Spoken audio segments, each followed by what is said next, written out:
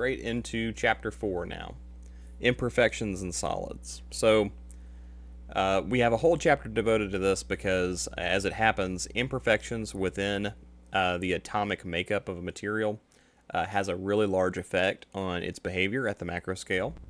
And an example of grain boundaries and different grains is given in this picture. So that what this is a petri dish essentially, and inside the petri dish they've put some soapy water, and they've shaken it up in a certain way to actually give us a bunch of little bubbles. These are little soap bubbles in this petri dish.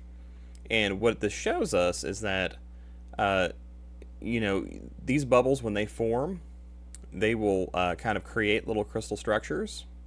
But once they meet other grains, they'll actually kind of form a barrier between them. They don't want to connect one to one, and they're not given enough time to, like, once this grain has already formed and begins to expand, it will encounter this grain, and it will not rearrange itself to match it. It will just begin to, because it's too big, right? It's too big at that point.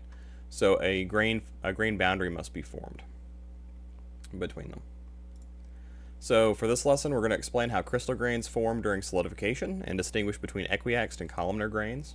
We're going to describe both vacancy and self-interstitial crystalline defects.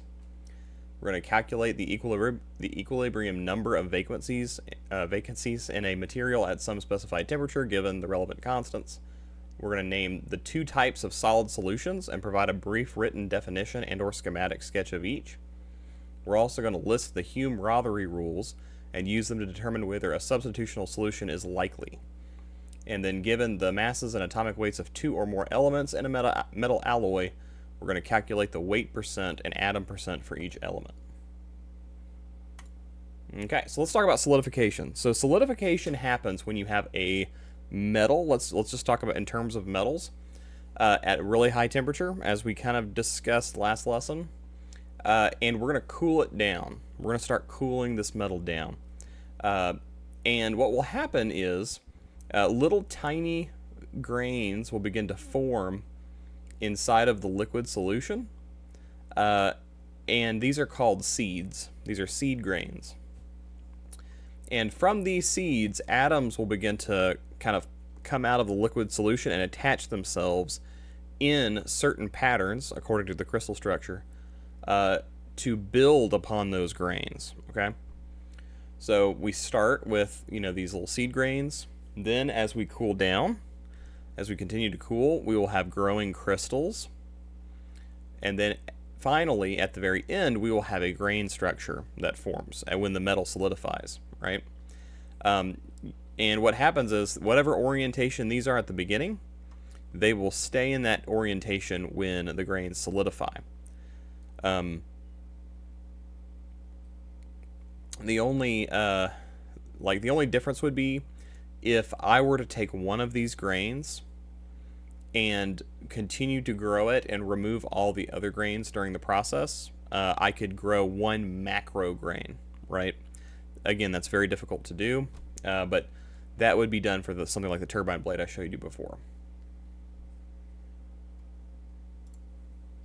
Okay, so let's talk about equiaxed and columnar grains.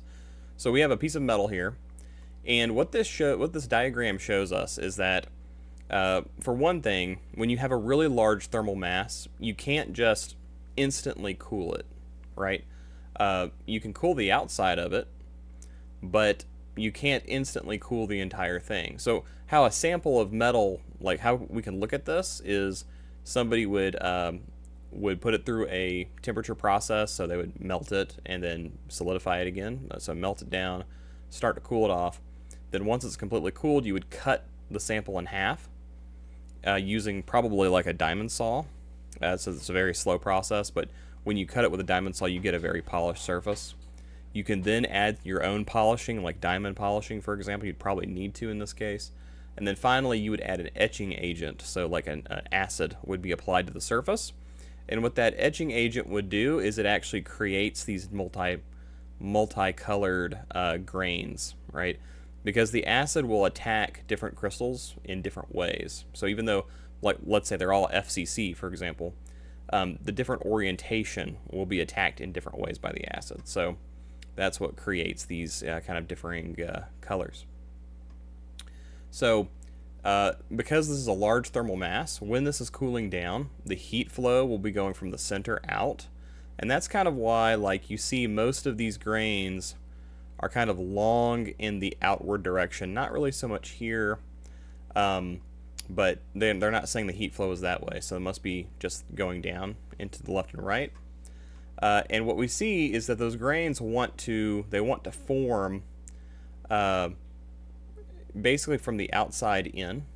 So the heat flows out, but it's solidifying from the outside and going in. So on the very outside, you see we have a lot of smaller grains, right? Because they cooled very quickly, as opposed to inside, you can see much longer grains, and they get bigger the more towards the center you get.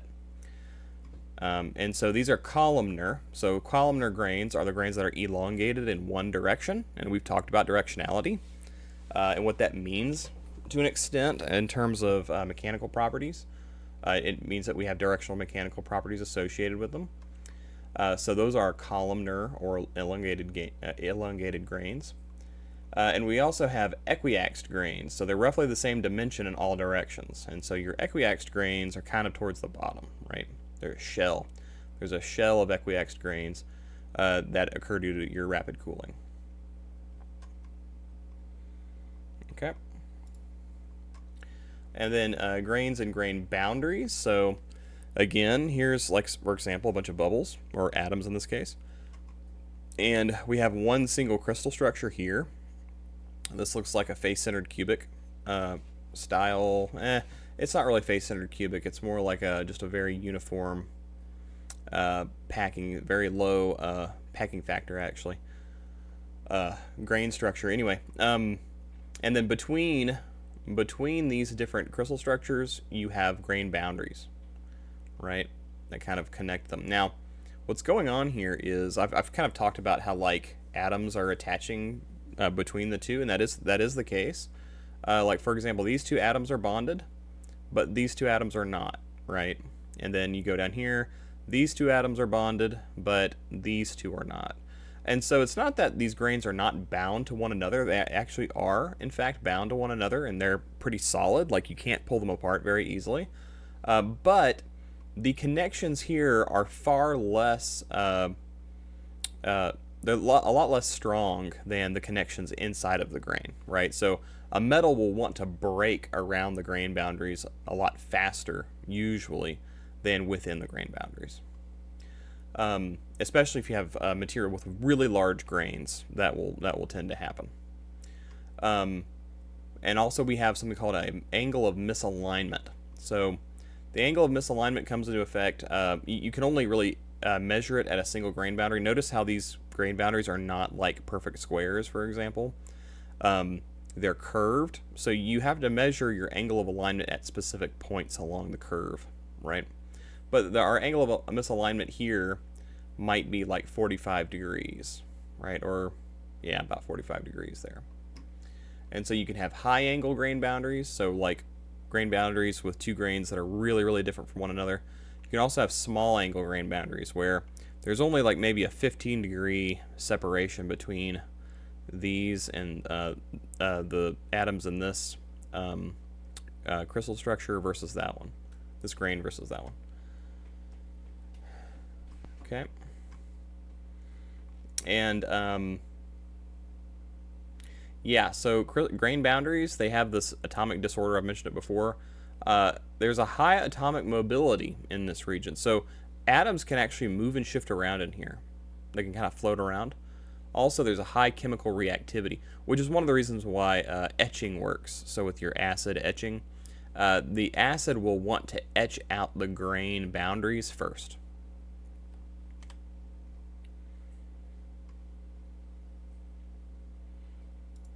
Okay, so let's talk about types of imperfections.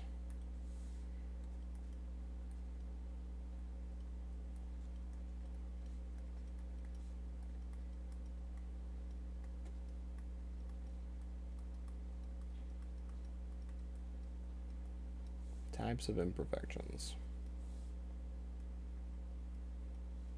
Okay. So we're going to talk about three main types. First is going to be point defects.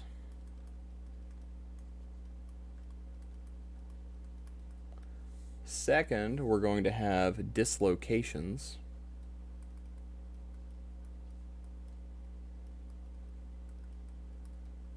And then finally, we're going to have grain boundaries.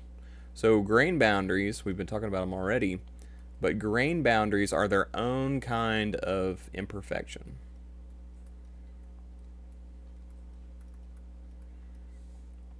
All right, so under point defects, we have first vacancies. These basically occur when an atom is missing from a crystal lattice. This can happen. I mean, reality is we've been talking about, like, in a perfect world, our crystal structure looks like this. In reality, you might have a missing atom that's just not there. Like, maybe on all four corners in a single crystal structure, you should have all 8 corners, I should say. You should have 8 atoms, but you might have only 7 because maybe one's missing. And that's just life. Like, that's nature. You also have something called interstitial atoms.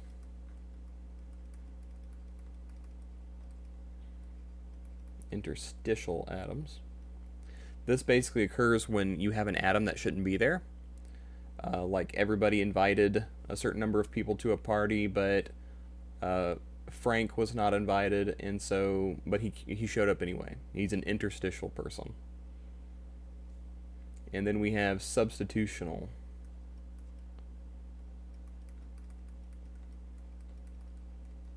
Substitutional atoms. And these are very special because they give us steel. But essentially, a substitutional atom is there's an atom in the right place. So an atom is there. So it's not like a vacancy. An atom is there and it's in the right spot. But, I'm sorry, interstitial atoms give us steel. My bad. It's interstitial, actually. But substitutional atoms, they're in the right spot, but they're not the right atom. So, like, let's say we have copper, right? We've got a copper crystal structure, and there's some tin in certain spots in our crystal lattice that are the right spots, but they're the wrong material. Like, they're not copper, they're tin. And so what's going on there? Those are called substitutional atoms. They're a type of imperfection, interestingly enough. And yeah, interstitial atoms, those are what give us steel. So apologies for that. Yeah, it's kind of like you have your iron atoms are all in their typical lattice structure, but between the atoms in the lattice structure, there are these carbon atoms hanging out. And we're going to talk about the vast implications that has. Okay, we're going to move on to dislocations now. Dislocations consist of what are called line defects. Okay. And I'm just going to put in parentheses one-dimensional. And line defects, they happen so imagine if we had a series of vacancies, right? But they're all in a straight line. Not necessarily straight, actually. They could be like a curvy spaghetti-style line. That's what that would be what a line defect is, right? And then finally, grain boundaries. So grain boundaries, these are also referred to as interfacial defects. Interfacial. And these are two-dimensional defects. Okay. So now I'm going to go back real quick and turn off the blackboard. And when we come back over here, like right now, you see this looks like a line defect, right?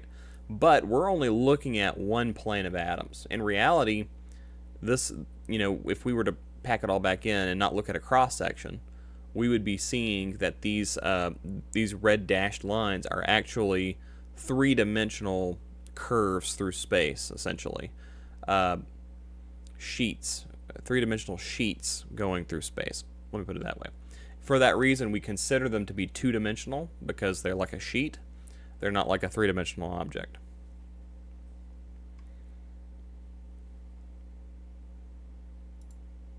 Okay. And now let's go ahead and get started. We'll talk about point defects.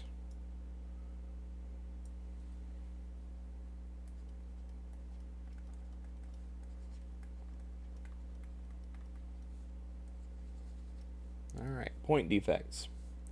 So we're going to start off with a vacancy. I've already discussed it, but we're going to go ahead and write a definition anyway, per our lesson objectives. A vacancy is an impurity arising from a missing atom in a crystal lattice.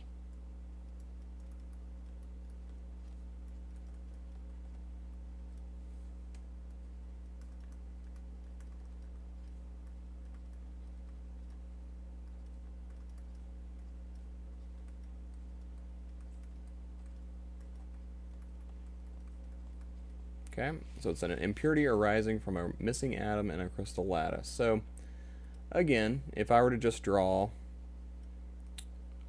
a simple cubic system,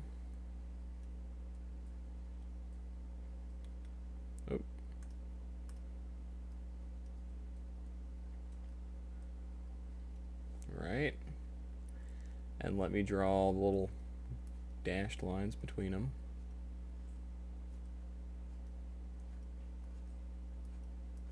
Right, and then I just said, and this one's missing. That one's gone.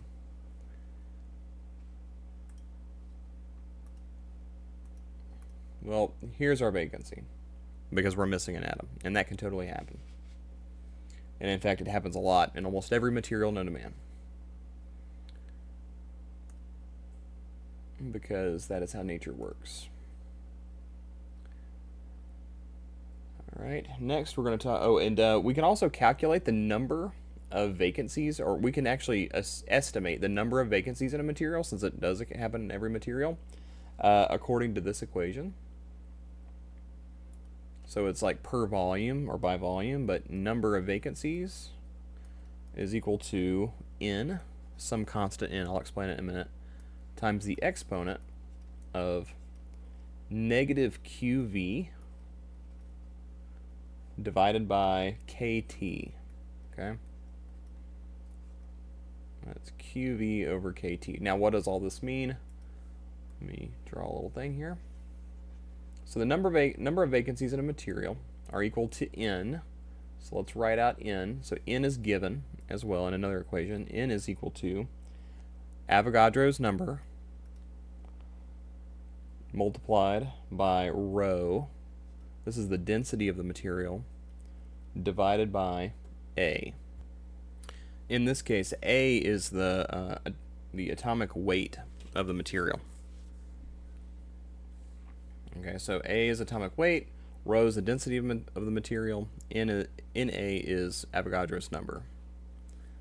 So let's draw a little red squiggly around this as well. Okay, multiply by negative QV, where QV is actually the energy for vacancy formation. So this is a material-specific property. And then also we have K and T, where K is Boltzmann's constant. That's 8.62 times 10 to the negative 5 electron volts per atom Kelvin. And T is the temperature in kelvins. Okay, so we can go ahead and do an example of this. So this will be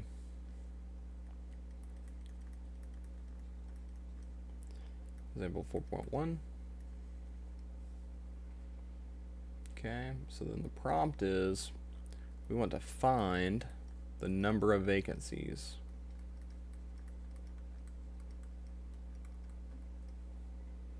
per cubic meter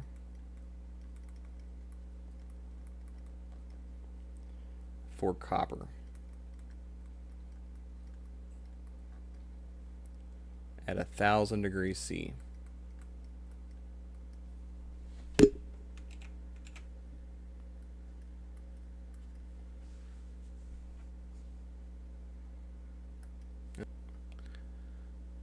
Okay, so we're gonna get our givens together. So anytime we want to solve a problem like this, right? So this could be like a test question, right? Find the number of vacancies per cubic meter for copper at 1,000 degrees Celsius. So what we're going to do first is we're going to line up our givens. Okay, so what are we given? Well, for this specific problem, you don't see it, of course, but for this specific problem, we're given the atomic weight of copper, specifically at 1,000 degrees C, because it's dependent upon temperature, this property. And that is 63.5 grams per mole. Okay. We're also given density of copper at 1,000 degrees C.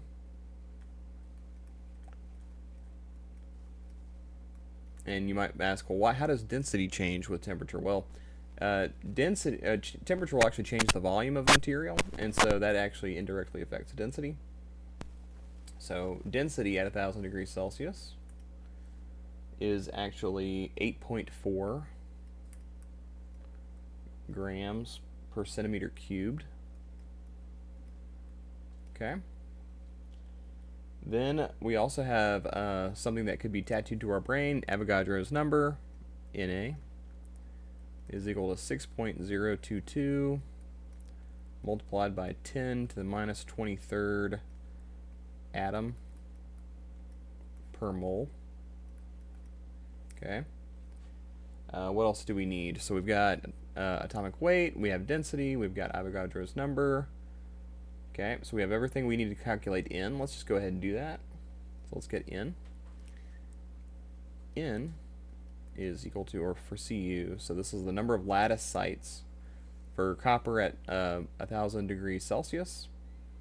That's going to be equal to 63.5. Actually, I'm sorry. First is going to be Avogadro's number.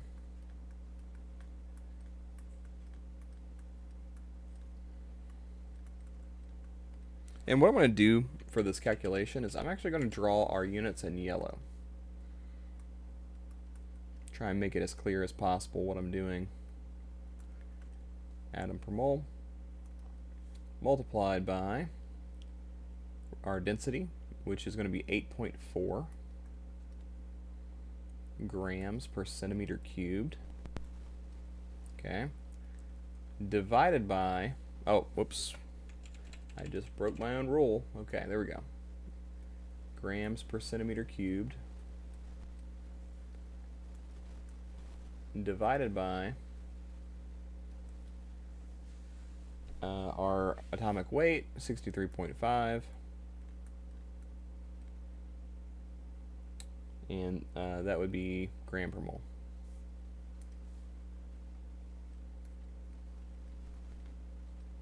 Okay.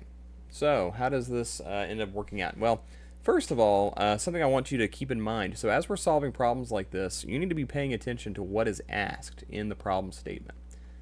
The problem statement says, find the number of vacancies per cubic meter for copper at 1,000 degrees C. So, we're not just going to be using grams per centimeter cubed. That's cubic centimeter here, right?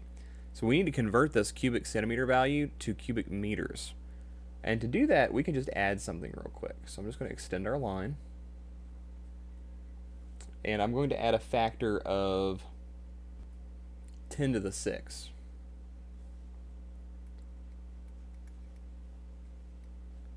Ten to the 6 cubic centimeter per cubic meter.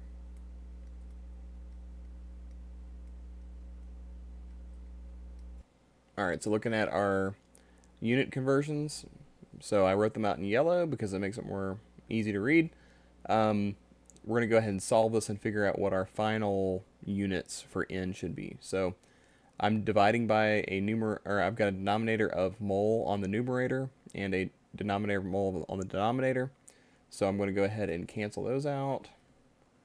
Gram is being divided by gram, so I'm going to cancel that out. Centimeter is being, a denominator of centimeter cubed is being multiplied by centimeter cubed, so I'm going to cancel that out. And I'm left with atom per meter cubed. Now, we're not actually focusing on atoms because this is number of lattice sites per cubic meter. So I'm gonna actually denote it as such. So I'm just gonna say sites per cubic meter. Okay, that's how we can kind of just differentiate it. Now we want to calculate number of vacancies, right? So this NV value, it's going to be N exponent of negative QV over KT. So we're going to need QV for this material, and that is given as 0.9. QV is equal to 0.9 electron volts per, let's see, atom. And this sites is basically equivalent to atom in this case. We also have K.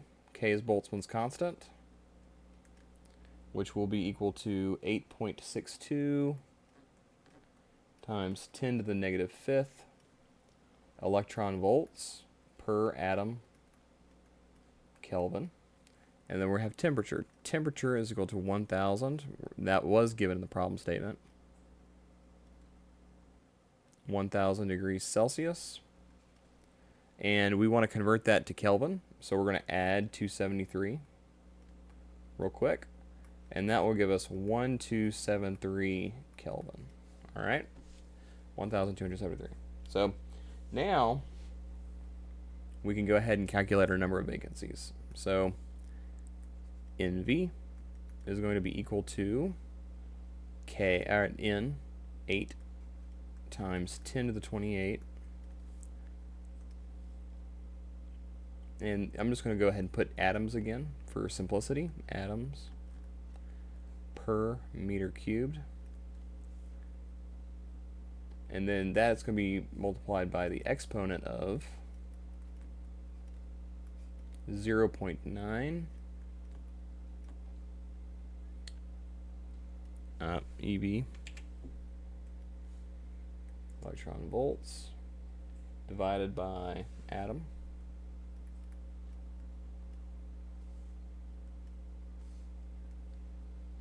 over KT. So Boltzmann's constant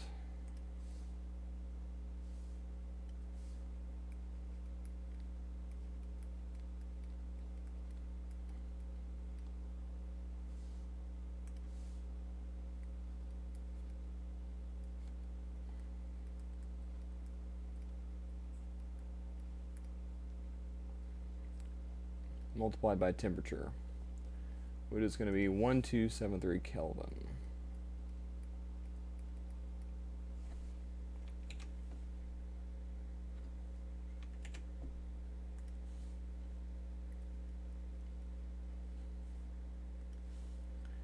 Okay. So once we solve that out, you can solve it on your calculator.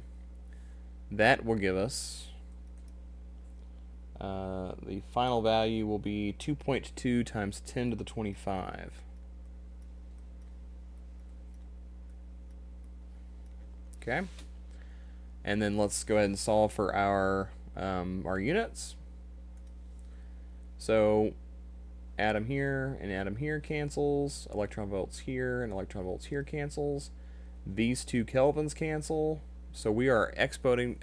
Our exponent is actually a unitless value now because all of this is canceled. We are only left with atoms per meter cubed. And so we will just say vacancies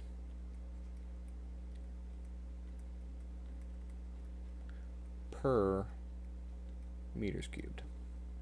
And that'll be our final answer there. So like on a homework assignment, I would do this, right? Oops. A little bit too curvy there.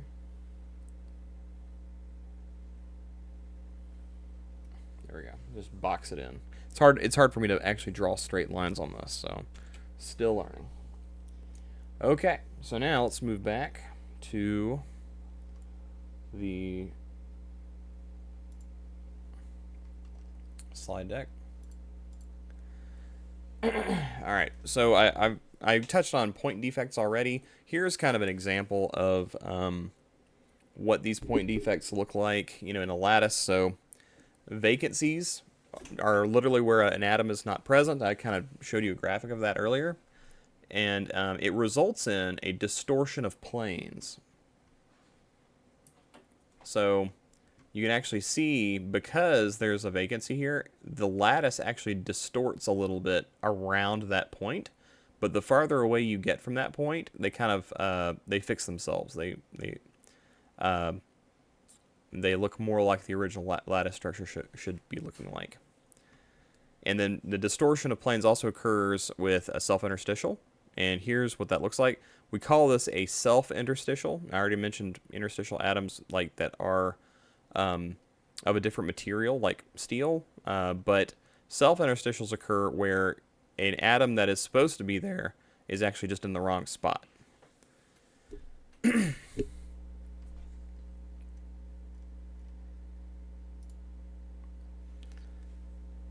Okay, and so we can actually see changes in equilibrium vacancy concentration. So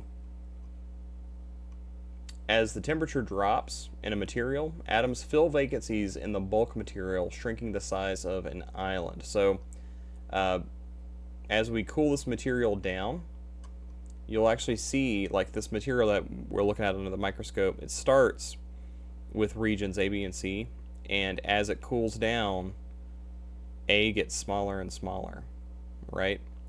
That's because these atoms are actually kind of like how to explain it? They are shuffling their way down to fill vacancies. Okay, so when you have a really cool material, you have a lot less vacancies than you do with like copper at 1,000 degrees Celsius.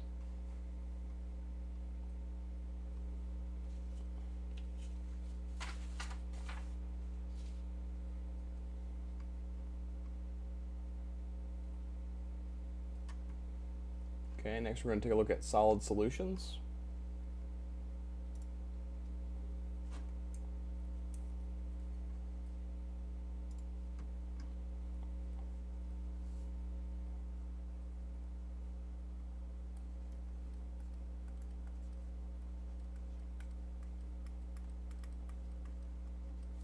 Solid solutions. So we typically talk about solutions like in chemistry in terms of like fluid solutions, right? Like I have a solution of, I don't know, hydrogen peroxide mixed with bleach. Don't do that at home. I don't know what'll happen. But we have in engineering and in material science, we have solid solutions, actually mixtures of solid materials that can occur. So solid solutions. Let's get rid of that little weird O there. Solid solutions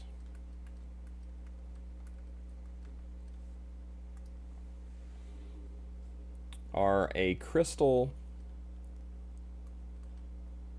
It's a crystal structure, usually in a metal, that contains more than one type of material.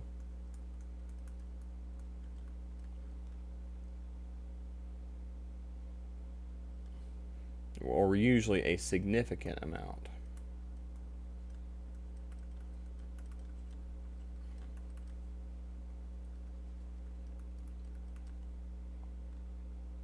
Of two or more elements.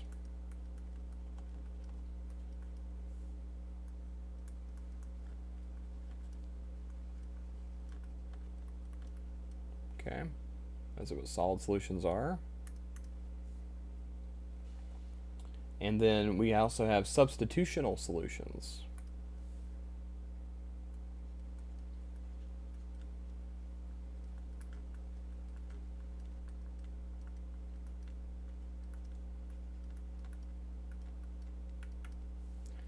And that is going to be a solution in which the element A and element B are similar in size.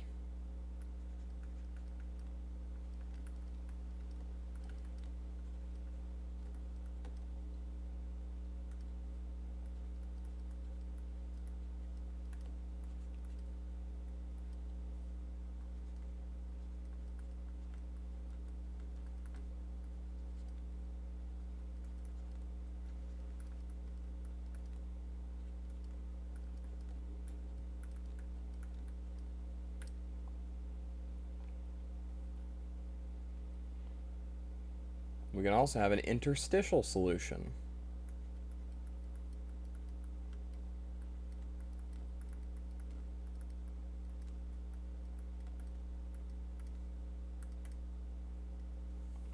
Okay, you might see where we're going with that one already.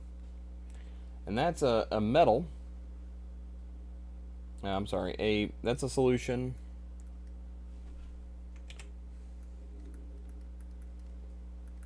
in which element A is much larger than element B.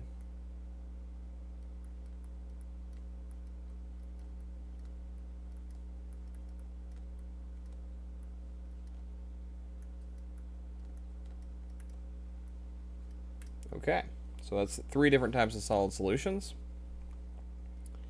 Okay, and you can kind of see, I think we've talked about in detail what each of these are, but we're going to go ahead and continue to discuss them. So I'm not sure if you saw that last part, but an interstitial solution is a solution in which element A is much larger than element B. Okay, so moving on. Okay, so let's take element A and element B, and let's put them together. And let's change the size of B relative to A. Okay, so here's element A, it's the gray one. And element B we're throwing in there, so this could be like copper and tin, right? Or copper and nickel, actually. So nickel would be the gray atoms, copper would be the orange atoms.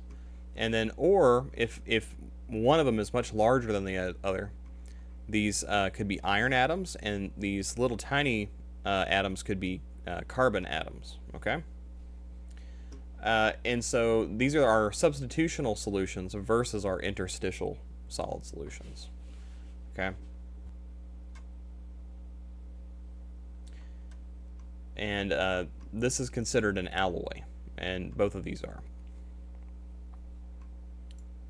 So if we look down here, we can now talk about what every engineer loves to talk about. This is like one of the main reasons this class exists in our program. I mean, there's a lot of other reasons. This is a really core course. Like, what you're learning in 6 weeks is extremely fundamental to what you're going to be doing for the rest of the program, which is why we're going over it.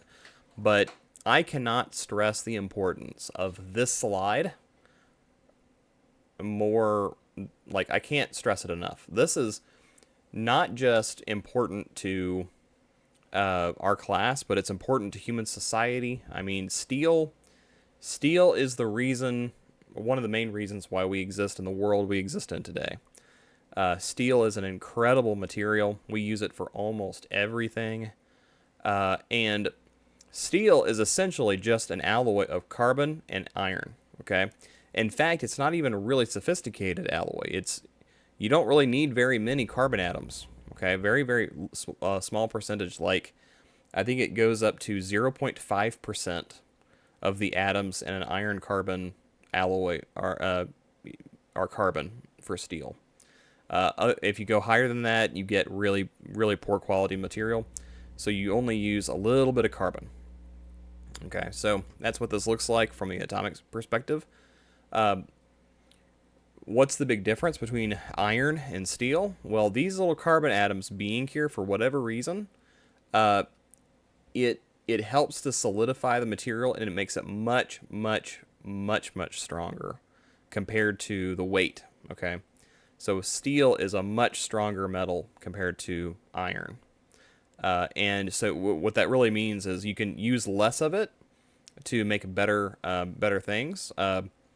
The history of steel is really fascinating. The Japanese are credited with first discovering it, and it was lost to time. So I believe it was the Japanese who first discovered it. Parallel to them, the Vikings actually discovered steel. We're not actually aware of a whole lot of other manufacturers of Viking steel besides somebody named Ulfbert. Okay. There are these swords that have been discovered in the Nordic regions that bear these insignias of Ulfbert. So whoever Ulfbert was, they made these swords, and then they put their name on them, kind of like adding a brand, right? And so these are steel. These are a carbon steel, and they must have been incredible implements compared to the swords that existed at the time. Unfortunately for medieval Europe, the Vikings, I suppose, this specific Viking maybe, took their secrets of steelmaking with them. When that culture, well, whoever this person was took it with them when they died, because steel was lost to Europe for very many years until it was rediscovered later on. And since then, we have been able to build structures out of steel, and that has revolutionized structure making. It is why skyscrapers exist today. Skyscrapers and tall buildings cannot exist without steel. It is very, very important material. And furthermore, like, modern vehicles like cars and things just can't exist without steel. You might be thinking, well, I can make a chassis out of aluminum. Well, sure, but what about the gear train? The drivetrain has to be made out of steel. So it's a great material. The secret to steel making. Okay, so this is something I teach in my classes on this subject, mainly because when I was a young student and I was taking my first materials class, my professor spent literally half the semester talking about how to make steel. He had this weird idea that we were going to go through another apocalypse or something, and we would lose the knowledge of steel, like the knowledge of steel making we lost to time again. I don't know how realistic that is, but I figured I might as well just go ahead and mention it. Essentially, all you do to create this is you melt down some iron, so you have like a liquid iron, and you throw a small amount of carbon into it. And what is carbon? Well, any organic matter. Okay, so it could be wood, it could be like ash, it could be, in the case of the Vikings, it could be your grandpa's big toe, and from what I think I've read somewhere, that the Vikings actually did have a philosophy that if you put the wing of a bird or somebody's hand or something into the making of a sword, then that the sword would be imbued with that person's spirit, or the animal spirit or whatever. Interesting pagan belief. I think it's a pretty cool, interesting pagan belief, but it's interesting how that would be communicated to other generations. Like, this is how you make steel. So anyway, fascinating detour. I will make detours on interesting subjects as I see them. Okay, so now we're going to talk about the Hume-Rothery rules. Okay, Hume-Rothery.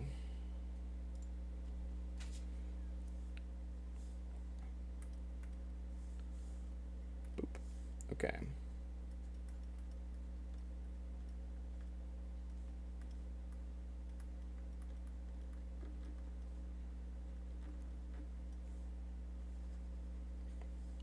And that is Humerothery rules. Okay. Hume-Rothery rules. These are the conditions for formation of an alloy, or in this case, a substitutional solution.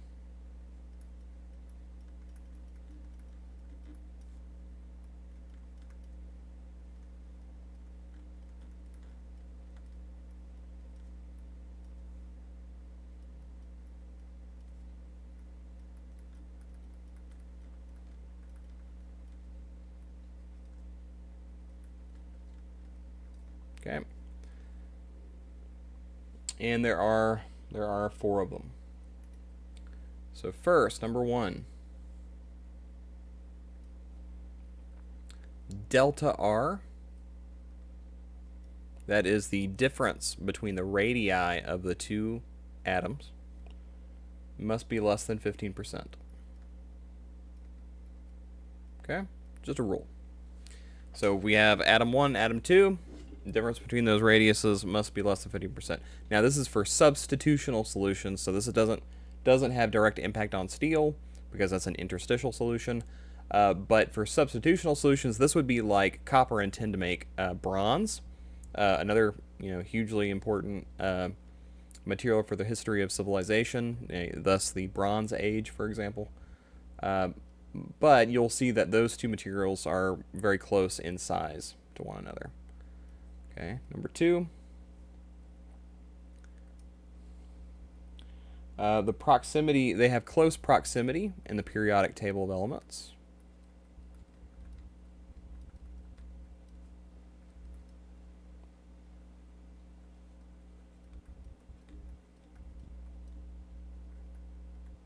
Okay, why is that important? Well, because they need to have similar electronegativities.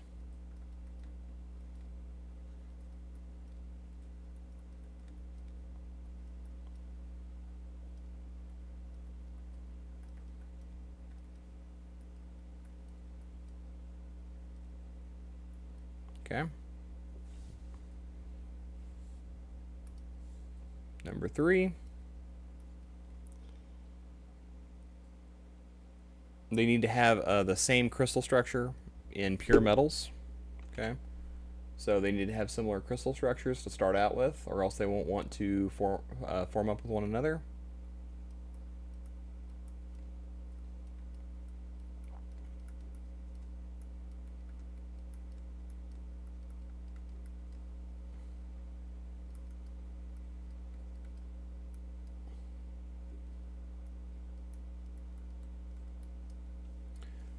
And then finally, number 4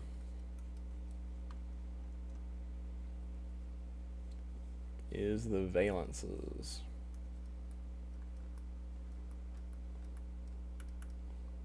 And more specifically, a metal is more likely to dissolve in a metal of higher valence.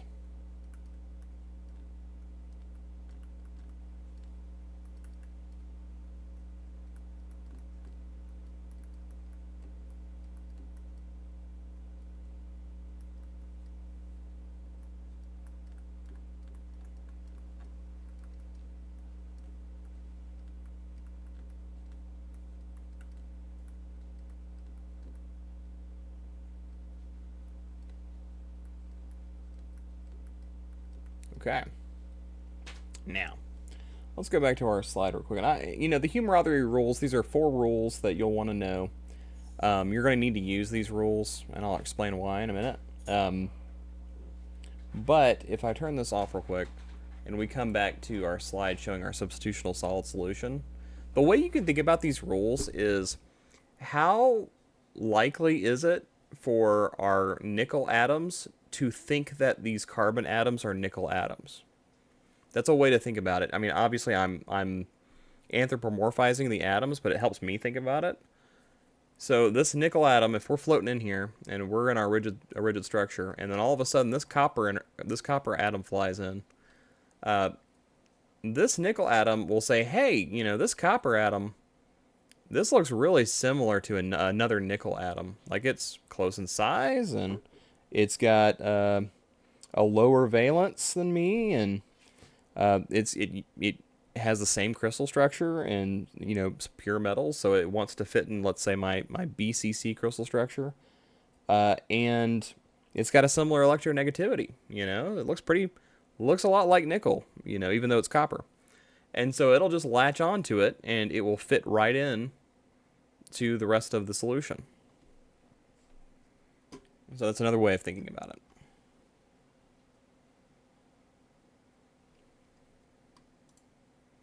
Okay, so let's take a look at an example of this. So, would you predict that more aluminum or silver would dissolve in zinc? Okay, so let's look at these. I'm giving you the element, the atomic radius, crystal structure in a pure metal, the electronegativity, and the valence, right? And we're dissolving in zinc. Okay, that has a hexagonal close-packed crystal structure. And we're looking at aluminum and silver. This table, by the way, is sourced from your textbook in the same chapter, so chapter 4, so you'll find it there. And what we'll find first is we're going to walk through each of the Humarothery rules. We're going to go from start to finish. So first, let's look at delta R, the change in radius. And what do we want them to be? Well, we want them to be similar to zinc, okay? So 1.1332, aluminum is 0.1431, and then silver is 0.1445, okay? So it's just slightly larger, silver is, than aluminum. So aluminum is the closest of the two to zinc, right? Okay, so next is the proximity in the periodic table. So what is the electronegativity? So zinc is 1.6, silver is 1.5 or 1.9, aluminum is 1.5. So this aluminum is definitely similar, more close in electronegativity than silver. Yeah, silver. So it's going to favor aluminum again. Next we have the crystal structure, and of course both of them are different, so it's a tie. And so now we look at valences. So remember that our number 4 in Hume-Rothery, if we go back and look at it, it says that a metal is more likely to dissolve a metal of higher valence. Actually, I wrote this wrong. It's not in a metal of higher valence. It's a metal of higher valence. That makes a little bit of a difference. So number 4 is a metal is more likely to dissolve a metal of higher valence.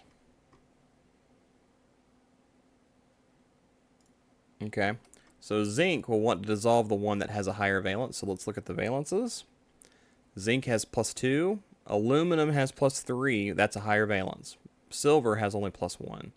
So it looks like aluminum's going to win. So if I come down here and, yeah, it'll favor aluminum.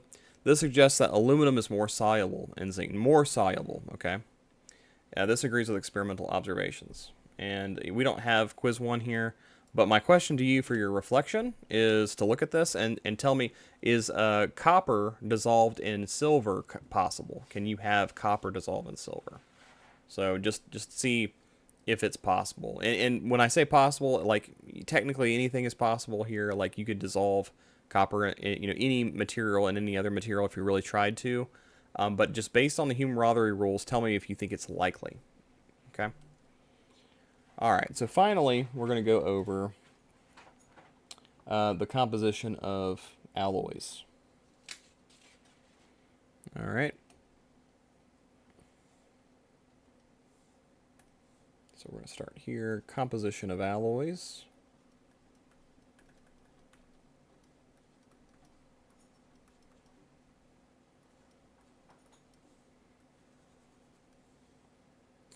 And the way this is denoted, it's expressed in weight mass percent. So we're going to say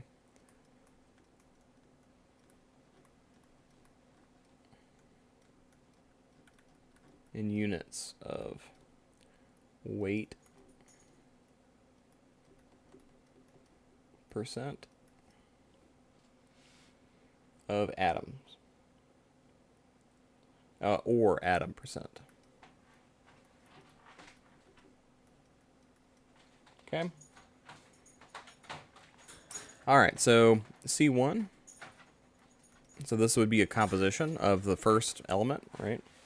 Would be equal to the mass of element 1 divided by mass of 1 plus mass of 2 multiplied by 100.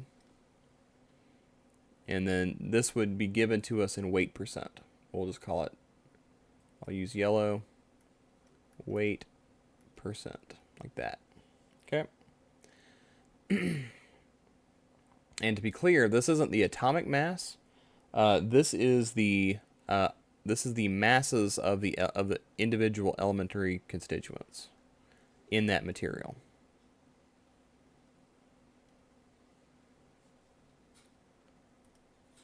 And then finally, we've got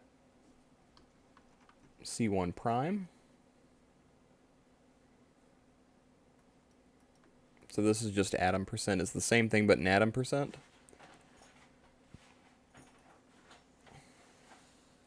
And that's equal to the number of element 1, or number of elements that are part of mass 1 divided by the number of elements that are part of mass 1 plus number of elements that are part of mass 2 times 100. And that is your atom percent.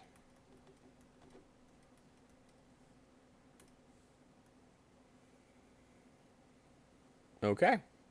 And that'll be it for this lesson. Thank you.